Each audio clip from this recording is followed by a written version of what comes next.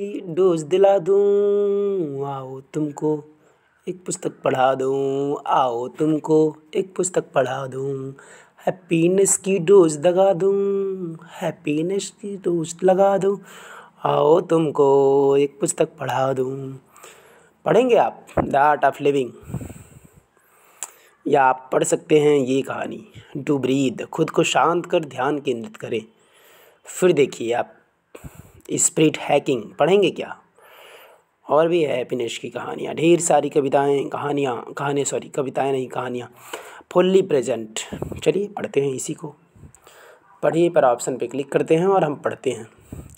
हमारी ज़िंदगी इतनी बिजी है जितना कभी नहीं रही है। ऑफिस के काम, घर के काम, डिजिटल गैजेट्स की वगैरह से हो रही डिस्ट्रक्शंस के बीच में ऐसा लगता है कि जैसे हमारे पास कुछ पल का भी वक्त नहीं है जिसमें हम रिलैक्स करके प्रेजेंट मोमेंट को एंजॉय कर सकें। माइंडफुलनेस एक्सपर्ट्स सुजैन स्माली और डायना वेस्टन का कहना है कि यह सिर्फ एक गलत फहमी है। ऑटो पायलट पर ज़िंदगी गुजारना स्टेबल नहीं है। एक वक्त के बाद अगर हम इसके लिए कुछ नहीं करते तो फिक्र और घबराहट हमें घेर लेंगी। मेडिटेशन यही काम करता है। यह साइंटिफिकली साबित हो चुका है कि मेडिटेशन की आर्ट खुशियों को बढ़ाने और सेहत बेहतर करने में मददगार है। अपने मन को बदलने और अपनी बॉडी को रिनोवेट करने के लिए एक बहुत बेहतरीन तरीका है। अच्छी बात यह है कि आप मेडिटेशन की प्रैक्टिस को आज से ही अपनी डेली रूटीन में शामिल कर सकते हैं। तो इस समरी में आप जानेंगे कैसे, क्यों और कब।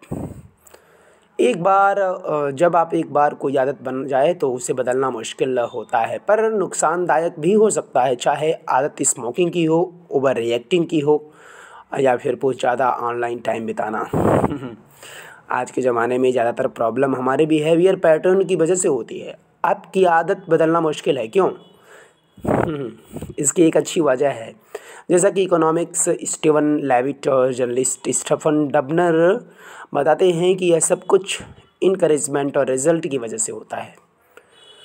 अब उसका एग्जांपल दीजिए जिसे उन्होंने अपने बेस्ट सेलिंग फ्रीकोनॉमिक्स के लिए इस्तेमाल किया था, तो जल्द ही बहुत फेमस हो गए।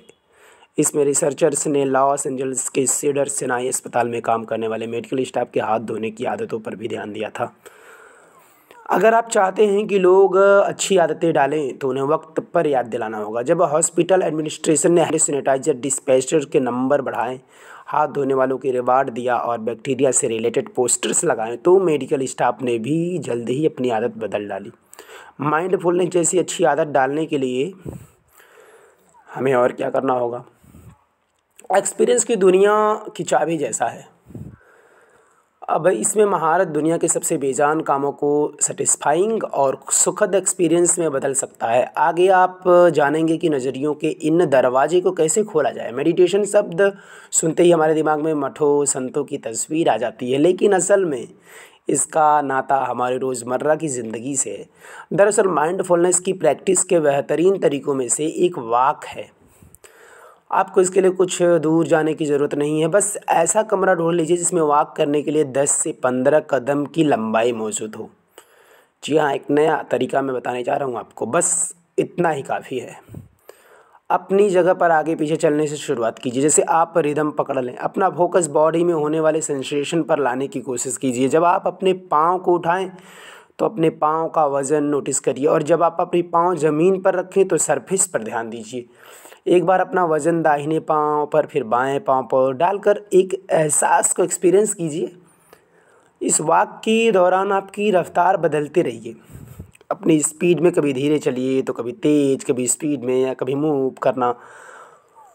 प्रेजेंट मोमेंट पर कंसंट्रेट कर पाते हैं। माइंडफुलनेस ब्रीदिंग की तरह ही इस एक्सरसाइज में भी टाइम लगता है। शुरुआत में आपके दिमाग में इधर उधर के ख्याल आएंगे। सिंपल सा तरीका यह है कि अपना कंसंट्रेशन प्रेजेंट मोमेंट पर ले आइए और दोबारा से शुरू कीजिए। एक बार अपने कंफर्टेबल हो गए तो पता ही नहीं चलेगा कि वक्त कब गुजर गया।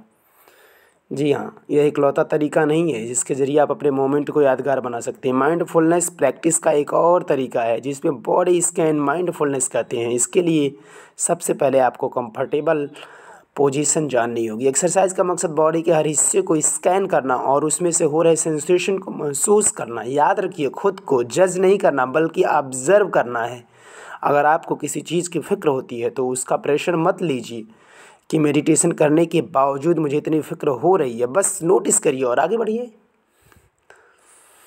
नेगेटिव इमोशंस इंसानों पर ज़िंदगी का अटूट हिस्सा हैं। हम सब वक्त वक्त पर जलन, गुस्सा, उदासी और डिप्रेशन का सामना करते हैं। प्रॉब्लम यह है कि हम इन नेगेटिव इमोशंस के अच्छी तरीके से डील नहीं करते हैं, बल्कि हम में से ज़्यादातर लोग नेगेटिव